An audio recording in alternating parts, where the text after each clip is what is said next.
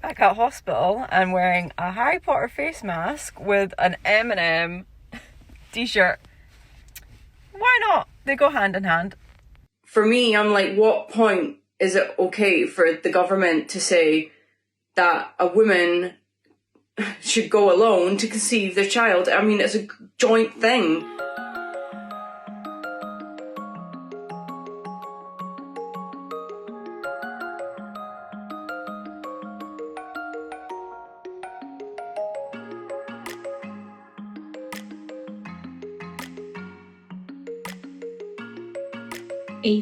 August 2017, me and my husband Mikey started our fertility journey and went for tests at the fertility clinic. We had to wait until the 1st of April 2019, which is when we had our first initial appointment, as the waiting lists were so long, and we took a year out to think about our decision before going forward. The 17th of August 2020, we got our first blood tests, which were hormone blood tests. Due to the coronavirus pandemic, these were delayed by 6 months. 28th of August 2020, we handed in our legal forms at the fertility clinic, and we were told that we were due to start treatment in October. I had to go in by myself due to the pandemic. Mikey was not allowed in with me. 3rd of September 2020, I had my second hormone blood test and my CMV blood test. 12th of October 2020, we had our first round of IUI. Unfortunately, I ovulated on the weekend, so we weren't able to do insemination, which was really gutting for us. I thought I'd make a quick video because I keep on getting asked, how are you? Like, are you okay? In quickness, no. And yeah, it's not good right now, but I keep on getting told, obviously everyone's going through this coronavirus pandemic and lockdowns and stuff, and yes, it's difficult for everyone, and mental health definitely across the world, I assume, especially in the UK, it's been a major topic, and mental health impact from the coronavirus pandemic. For me personally, the coronavirus pandemic has affected everything.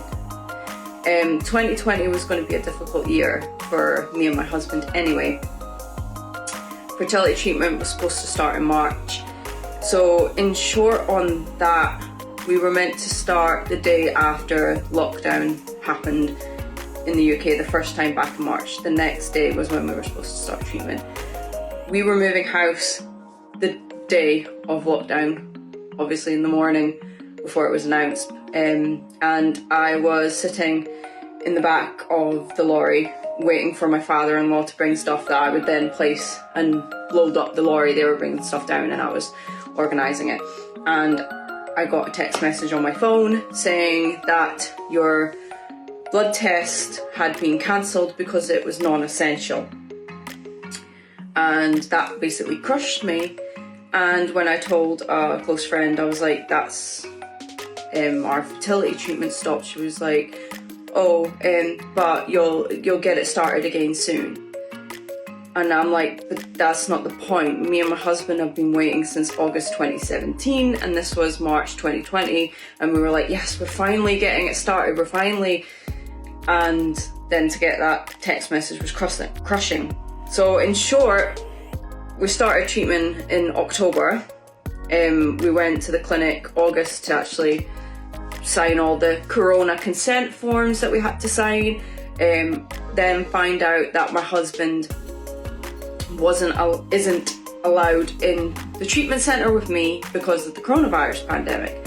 So basically I'm then going to treatment alone without the support of my husband, and he's either having to wait, in the car park or whatever, while I'm going in to find out about conceiving our child. And these are tests like every day, blood tests every single day in a certain week of my cycle, every day. And I'm having to go in and find everything out myself and go through it myself. And then insemination to conceive our child, I'm having to go myself.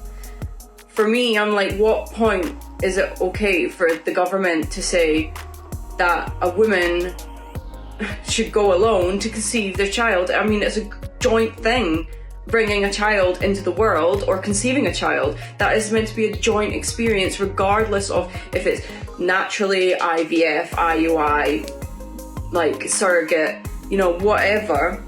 That's meant to be together. And it's not, and that's very difficult. And then because of all that, I'm then signed off work because I'm not okay. And my job as a support worker, I'm meant to be supporting people with autism in this coronavirus pandemic, which is difficult, but because I'm not okay, I can't do my job. So, in short, I'm not okay, despite what you see on the outside. I'm not going to broadcast, you know, me crying all the time. But if one thing could change, would be the isolation at work, the isolation going through treatment, my husband being excluded from the experience. I know it wouldn't take away the difficultness of the situation, but it would make it a lot easier on both of us because we'd be together. And going in and then coming out and having to say what's happened and not having him being able to hold my hand or him to be a part of the experience, it's heartbreaking. And so many couples are going through the same thing in this coronavirus pandemic, whether it's like baby scans when they're pregnant, giving birth. You know, why is there the exclusion? Why? And why? I get that, you know, the government might not see fertility treatment as essential, but to that couple waiting so long and then to be told via text message and a phone call, oh, it's not essential, that's insensitive. And do you know what? With the second lockdown looming in Scotland, I am just waiting for that text message again saying this treatment isn't essential. And I know I'm lucky, I'm 28, I'm 29 this month, so I have got a big window on my biological clock, but some women don't. You know, they've been trying for years, or waiting for years, or saving up for years if you're not fortunate enough to be granted funding, you know, and this isn't fair. And people may say to me that, okay, you're lucky, and I am lucky. I'm lucky that we're being able to go through this treatment. You know, I'm lucky that this is an option. I'm lucky that I do still have a job. You know, I am very lucky on that. I'm lucky that my employer is so understanding. I'm lucky that my colleagues are so understanding. You know, I am lucky in that sense. But to me, I'm like, I'm sorry, hospital treatment is essential, and having your partner there to conceive and help bring your child into this world, that's important, and that should be allowed. We're in the same household. You know, he was in the car with me on the drive, but he's not allowed in. He's not allowed to hold my hand. He's not allowed to be there in insemination. It's not fair. It's just not fair, and this is having a severe mental impact on so many people, so many couples. And yeah, fertility treatment is mentally and physically draining regardless of coronavirus, but this has put a massive strain on the whole process. 9th of November 2020, we done our second IUI. Luckily, on the 13th of November 2020, we were told we could go in for insemination. I had to go in alone again, as Mikey wasn't even allowed in for insemination. Unfortunately, this IUI failed, so we started our next round on the 9th of December 2020. 10th of December 2020, I had my x-ray on my womb and fallopian tubes. Luckily, they weren't blocked. We had our next IUI insemination. Unfortunately, we found out this failed on the 26th of December 2020. We were both completely crushed. 4th of January 2021, we started our next round of IUI and had insemination on the 8th of January 2021, which was unfortunately unsuccessful again. 2nd of February 2021, we started another round of IUI. I was then getting very physically drained, as you can see, and it was taking a toll on my body. That was awful, which is why I'm in bed. So went for my blood test again today. I was struggling to get blood out of me. So they tried my right arm, couldn't get blood out of there. You can see like where I've had blood taken before earlier on in the week. So they tried this arm, where it's bruised from the blood test on Tuesday. Couldn't get blood out of there. And so they had to call another nurse in, who tried to get blood from my wrist. If you can see that there, right there. The blood wasn't coming out of my wrist. I was lying on the bed and my body then went into shock. So I was kicking towards the nurse. I had one nurse on one side, one nurse on the other, and then I had to squeeze my hand to try and get the blood out. So one nurse is squeezing my hand, the other nurse is trying to stop me kicking and like calm me down, but my body was just in complete shock that I had absolutely no control over it, and I then pass out. So my head was like on the bed, the head was like tilted, so like I'm like this with my feet up while the needle's still in my arm, and I'm blacking out. And I wake up and I'm with one nurse and I'm like still mask on, like head down, and I swear. And I'm in agony, my arms are in agony, my wrist is so painful. I'm in so much pain. Why do blood tests hurt my arms so much? Why are my veins bruised and not wanting to give them blood? Just stop. The February IUI, we didn't get to do insemination. 2nd of March 2021, we started another round of IUI and had insemination on the 3rd of March 2021. I can't believe it. I can't believe it. I've just woken up, taken a pregnancy test. It says I'm pregnant.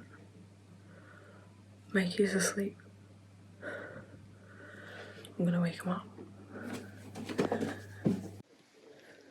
Mikey. Mikey. Mikey. Mikey. Wake up. Read that. Read that.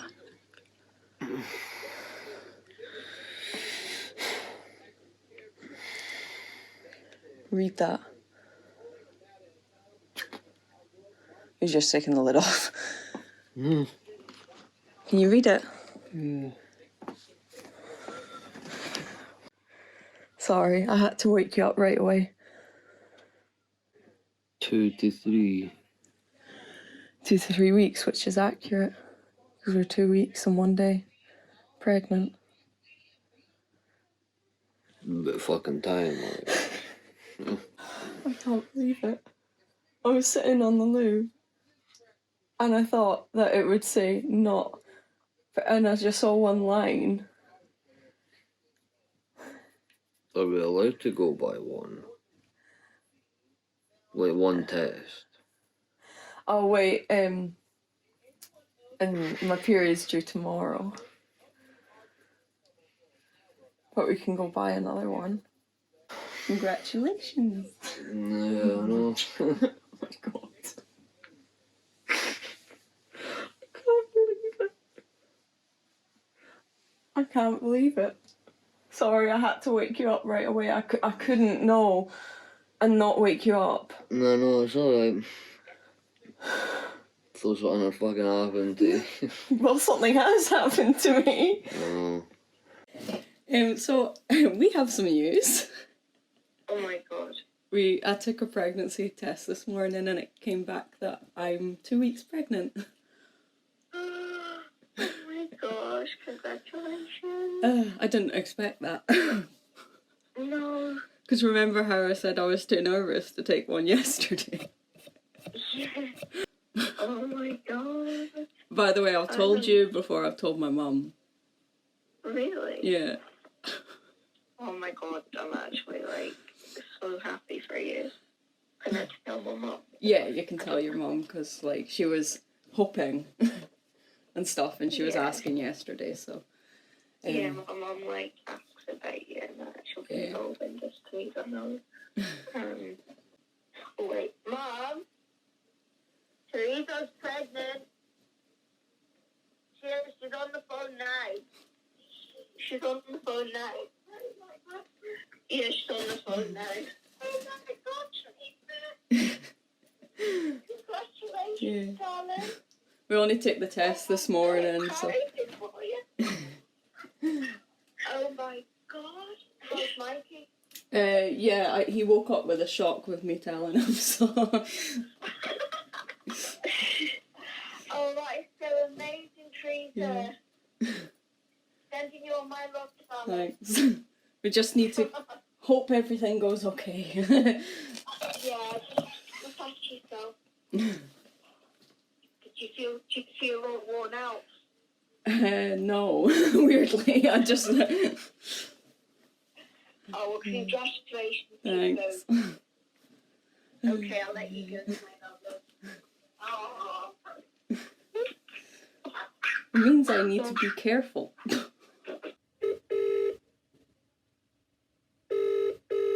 Hi, Teresa. Hi, Mum, put the phone on speakerphone and stand next to Dad. You're on speakerphone. I'm pregnant. You're pregnant? Yeah. Dad's mouth is open. That's wonderful. 2 weeks and a day. 2 weeks and a day. How can you be so precise? Because I know when my insemination was. So when did you find out? Just This morning at 8:30. Oh, congratulations. Because I took the only pregnancy test that we had in the house. So. It's the only pregnancy test. Because we only had one left from the other. So is Mikey with you? I woke him up. I've got a funny video of me waking him up to tell him. He won't remember when he wakes up again. No, he's still awake. He's not gone back to sleep. No, right. That's wonderful. That's wonderful news. Look after yourself. Love, I'm going to have to go because I've got my friends on a Zoom call. Okay. But I will ring you back. Okay, bye. Okay, bye. I'm going to send you something on Messenger, okay? Uh-huh. I need you to keep it to yourself. Only you.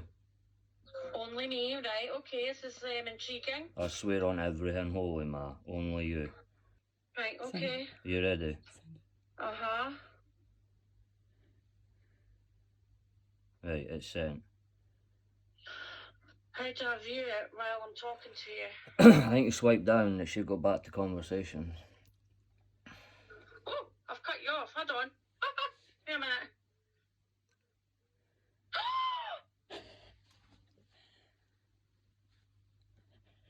Oh my god!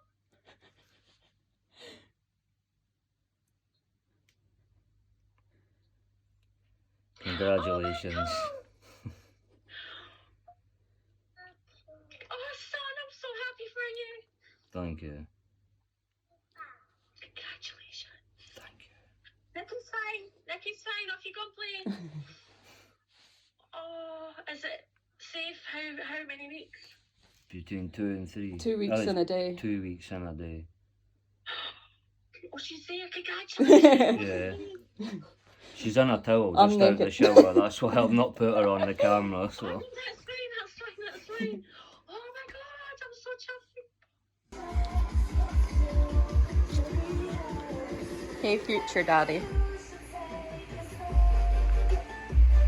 Oh, yes. Future daddy.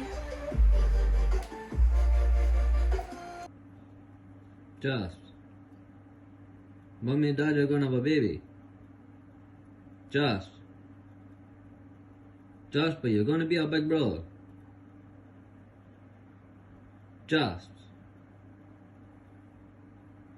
You're gonna be a big brother. We're having a baby.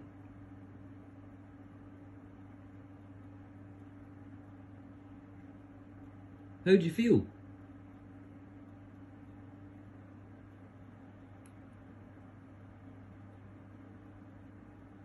Okay, good talk.